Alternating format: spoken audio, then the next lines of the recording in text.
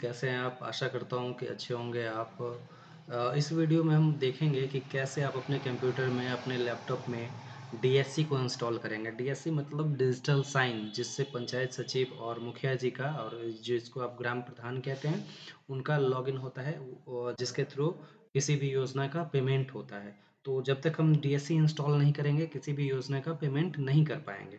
तो हम इस वीडियो में देखेंगे कि कैसे आप अपने खुद से ही अपना डीएससी इंस्टॉल कर सकते हैं। वीडियो को स्टार्ट करते हैं।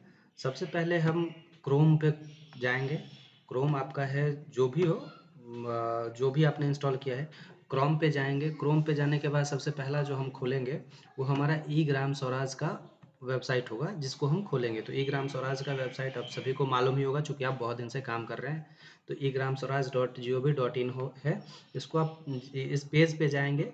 इस पेज पे जाने के बाद सबसे नीचे जब इसको हम स्क्रॉल डाउन करके लाएंगे, तो यहाँ आप देखिएगा सपोर्टिंग डॉक्यूमेंट आता है। सपोर्टिंग डॉक्यूमेंट में आपको करना क्या है, इस तीसरे रो में दूसरा ऑप्शन जो है, requirement of Gram Swaraj PFMS in integration for FFC scheme, इसको क्लिक करेंगे। जैसे ही हम इसको क्लिक करेंगे तो यहाँ हमारा देखिए ये डाउनलोड होना शुरू हो गया। ये सपोर्टिंग फाइल है जो आपको डीएससी इंस्टॉल करने में सहायता करेगा।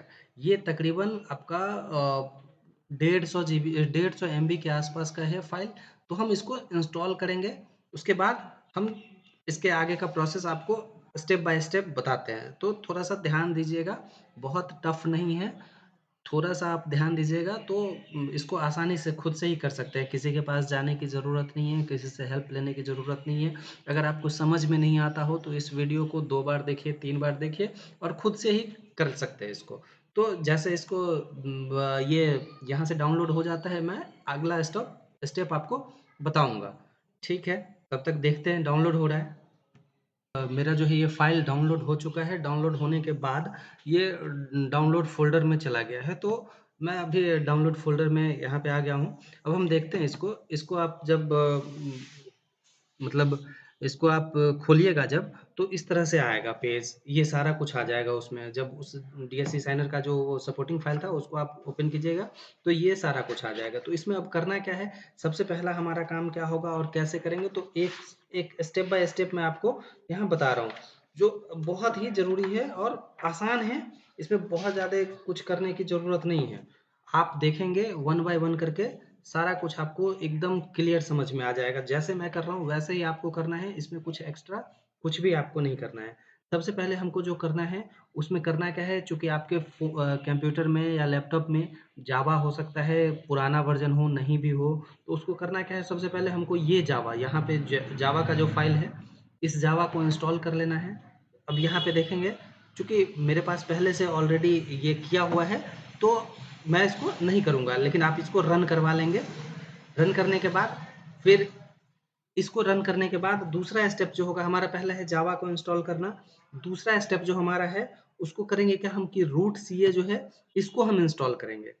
रूट सीए इंस्टॉल करने के बाद स्टेप बाय स्टेप आप कीजिएगा, तभी आपका जो है डीएससी इंस्टॉल होगा, वरना क्या होगा फिर बाद में दिक्कत होगी। तो सबसे पहला हमें कौन सा इंस्टॉल करना है, ये जावा का फाइल है, इसको इंस्टॉल कर लेना है। याद रखेंगे कि ये जेकेडी जो है ये जावा का फाइल है। दूसरा हमें करना है रूट सीए जो है आपका, ये दूसरा स्टेप होगा, दूसरा इसको करना है।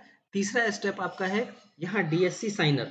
इस डीएससी साइनर को कराएंगे आप, इसको भी डीएससी साइनर को करा लेंगे। चूंकि मेरा पहले से ऑलरेडी हो रखा है तो मैं इसको नहीं कर रहा हूँ। डीएससी करने के बाद तीसरा ऑप्शन हमारा डीएससी साइनर है, और चौथा जो ऑप्शन है हमारा एनआईसीडी साइनर जो है, ये है हमारा। इसको करने के बाद ये अभी आप फिर से मैं बता रहा हूँ आपको कि पहला हमारा स्टेप होगा, पहला हम करेंगे इसको जेकेडी को दूसरा इंस्टॉल करेंगे। दूसरा हमारा होगा रूट सीए, इसको इंस्टॉल करेंगे, सिक्योरिटी का है वो। तीसरा हमारा है डीएससी साइनर, और चौथा हमारा है एनआईसीडी साइन। ये चारों इंस्टॉल करने के बाद ये यहीं पे खत्म नहीं हो जाता कि इंस्टॉल कर दिया हो गया। इसको खत्म करने के बाद आपके पास जो डीएससी है, जो भी डीएससी आपके पास है, 2 प्रॉक्सी होता है और ये रेगुलर वाला 2 होता है। 2 होता है, अगर प्रॉक्सी है तो ठीक है, 1 ही है, दूसरा भी है तो भी कोई बात नहीं। तो हम करेंगे क्या कि बारी-बारी से अपने लैपटॉप में, कंप्यूटर में उस डीएससी को लगाएँगे। जैसे देखिए मैंने अभी प्रॉक्सी लगाया है, तो यहाँ प्रॉक्सी की आ गया। अब क्या करना है कि यहाँ जाएंगे माई कंप्यूटर में और ये देखिए ये प्रॉक्सी की है, इसको खोलेंगे और यहाँ से इसको हम रन कराएंगे। रन कराएंगे जैसे ही ये इसका जो फाइल है ये आपका रन हो जाएगा। Automatic install run programme from your media है ना, इसको हम कराएंगे तो हमारा ये काम कर जाएगा। फिर ये दूसरा है, ये इस प्रॉक्सी की को जैसे मैंने बताया अभी कि इसको हम ओपन करेंगे या जैसे भी आपको करना है ये करेंगे। इसको प्रॉक्सी की सेटअप का जो है इसको हम रन करवाएंगे या डायरेक्ट आप वहीं से बाहर से ही इसको रन करवा सकते हैं। फिर जैसे ही दूसरा ये हो जाएगा आपका, फिर आपका दूसरा है, दूसरा आपके पास जो है डीएससी, उसको फिर से आप करेंगे क्या कि दूसरे डीएससी को लगाएंगे। और देखिए ये है हाइपर है, पिकी पिकी इसको बोलते हैं, इसको हम करेंगे यहाँ से और फिर इसको भी सेम प्रोसेस करके हम यहाँ से इसको इंस्टॉल कर लेंगे। अब ये इंस्टॉल होने के बाद हमारे पास जो ऑप्शन आता है, अब वो भी मैं बताता हूँ कि फिर आप क्या करेंगे। ये सारा को हो गया, ये आपका डीएससी इंस्टॉल हो जाएगा इतना करने के बाद। ये होने के बाद आपका जब डीएससी इंस्टॉल हो जाएगा तब आप क्या करेंगे, क्योंकि मेरे में इंस्टॉल है, मैं फिर दोबारा नहीं कर रहा हूँ अभी। मैं आपको ये सिर्फ बताने के लिए कर रहा हूँ, ये वीडियो मेरा बनाने का पर्पस है कि मैं आपको सिर्फ बताऊँ मेरे में इंस्टॉल है और मैं उसको इंस्टॉल नहीं करने वाला। तो मैं आपको बता रहा हूँ कि आप कैसे करेंगे तो हो जाएगा। जब ये आप कर लेंगे दोनों, दोनों आपका हो जाएगा, तब क्या करेंगे आप, तीसरा स्टेप है फिर इसके बाद कि आप अपना गूगल क्रोम खोलेंगे। अब जब आप क्रोम खोलेंगे तो क्रोम की कुछ सेटिंग्स हैं जिसको आपको करना है। क्रोम करना है तो क्या करेंगे आप, सबसे पहले यहाँ पे यूआरएल की जगह पे लिखेंगे क्रोम फ्लैग्स, जैसे मैं बता रहा हूँ वही क्रोम, यहाँ पे क्रोम फ्लैग्स ये लिखेंगे और एंटर दबाएंगे। इसको दबाने के बाद ये जो चार ऑप्शन आपको इनेबल दिख रहे हैं मेरे कंप्यूटर में, ये ऊपर वाले चार option, temporarily unexpired M30 130 flags, 131 flags, allowed invalid certificate और ब्लॉक इनसिक्योर प्राइवेट नेटवर्क, इस सभी को इनेबल करना है। अब ये इनेबल कैसे होगा, जब अपने आप में खोजिएगा तो आपको नहीं मिलेंगे। ये करना क्या है कि सबसे पहले आप पहला ढूंढेंगे M30 130 फ्लैग, इसको करेंगे, इसको इनेबल करेंगे, ये डिसेबल रहता है, इसको इनेबल करके रीलॉन्च कर देंगे। यहाँ से इसको, ये रहेगा पहले डिसेबल, इसको इनेबल करेंगे और यहाँ पे रीलॉन्च का ऑप्शन देगा, उसको रीलॉन्च कर देंगे। फिर दूसरा करेंगे, फिर तीसरा करेंगे, फिर चौथा करेंगे।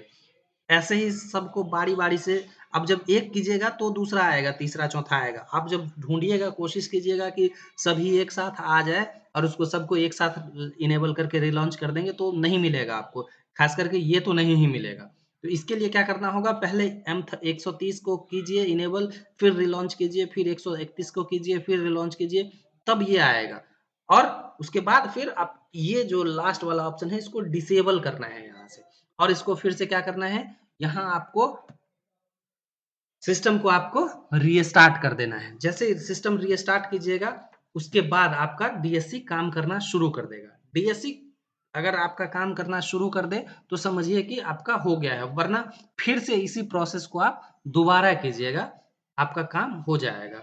किसी भी तरह का समस्या है, आपको समझ नहीं आता हो वीडियो या फिर डीएससी इंस्टॉल करने में कोई समस्या आती है तो मुझे कमेंट करें, मैं आपके हर एक कमेंट का जवाब दूंगा। धन्यवाद।